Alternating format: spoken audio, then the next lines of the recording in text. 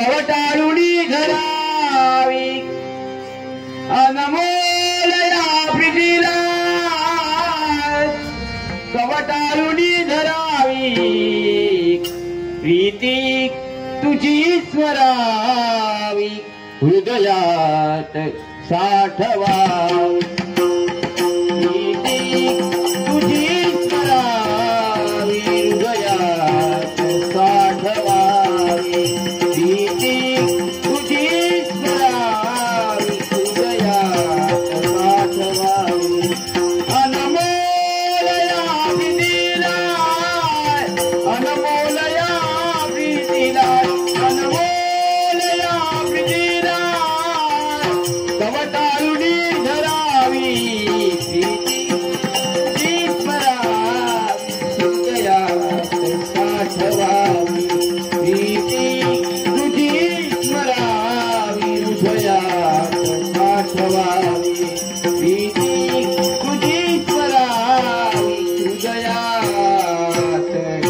साठवावी हरिओम भगवते वासुदेवाय नमः. हरिओम भगवते वासुदेवाय नमः. या नाममंत्राचा उच्चार केला अंतःकरण प्रसन्न झालं.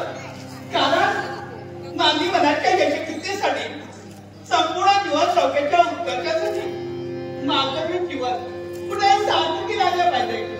या थोर महत्वाकांक्षेला आणि या थोर जिज्ञासेला मी झटण्यासाठी तयार होते. त्याचं कारण आम्हा स्त्रियांच्या जीवनात पतीच परमेश्वर आहे. आम्हा स्त्रियांच्या जीवनात पती देव आहे, पती भगवंत आहे. आणि आता की नात्यानं पतिमय परमेश्वराची सेवा करणं आम्हा स्त्रियांचं कर्तव्य आहे.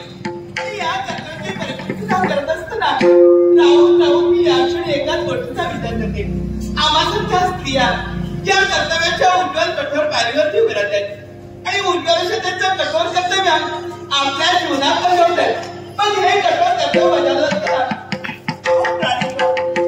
लवकरात लवकर यामध्ये तुमचा मला आशीर्वाद हवाय.